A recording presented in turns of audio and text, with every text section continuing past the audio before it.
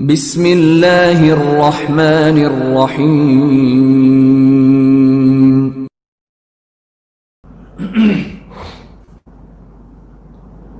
ہاں، کچھ استثنائی بات آپ کے سامنے آخری بات رکھتا ہوں۔ فاعل کو تو قتل کیا جائے گا، مفعول بہ کو کیوں؟ جس کے ساتھ یہ بدکاری کی جا رہی ہے، یہ اس لیے کہ وہ بھی اس کے ساتھ شامل ہے، راضی ہے اور وہ کر رہا ہے، تو دونوں کو قتل کیا جائے گا، دونوں کی سزا قتل ہے۔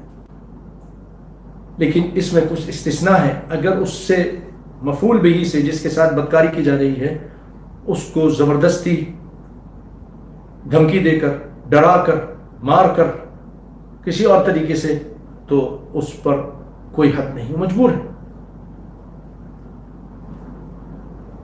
لا حد علیہ۔ اور اسی طرح اگر مفعول بہ، کبھی کبھی یہ لوگ کیا کرتے ہیں، اغوا کر لیتے ہیں، چھپا کر لے جاتے ہیں کسی چھوٹے بچے کو، اس کے ساتھ یہ بدکاری کرتے ہیں، تو اگر وہ نابالغ ہے اور چھوٹا ہے اور اس کے زبردستی یہ کچھ کیا ہے تو اس پر بھی کوئی سزا نہیں۔ اور اگر چھوٹا ہے وہ اور وہ کسی لالچ میں آ کے چلا گیا، اذا كان المفعول به صغيرا لم يبلغ،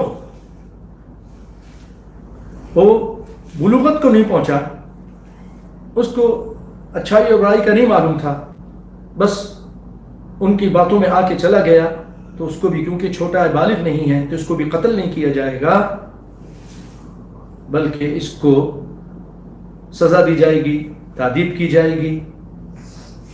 اور اسی طرح ابن قدامہ رحمۃ اللہ علیہ فرماتے ہیں مغنی میں کہ اس میں بھی علماء کے درمیان اختلاف نہیں ہے، ان الحد لا يقام على المجنون ولا الصبي اذا لم يبلغ، کوئی اختلاف نہیں اس میں علماء کا کہ پاگل کے اوپر بھی کوئی حد نہیں جاری ہوگا۔ پاگل ہے، کسی نے اس کے ساتھ کر لیا یا اس نے کسی کے ساتھ کر لیا، پاگل ہے، مجنون ہے۔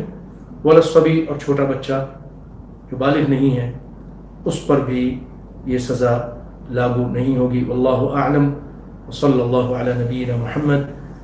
اللہ تعالیٰ سے دعا ہے کہ اللہ تعالیٰ ہم مسلمان قوموں کی حفاظت فرمائیں اور ہر قسم کے برائیوں سے ہم سب کو بچا کے رکھے، نوجوان نسل کی حفاظت فرمائے۔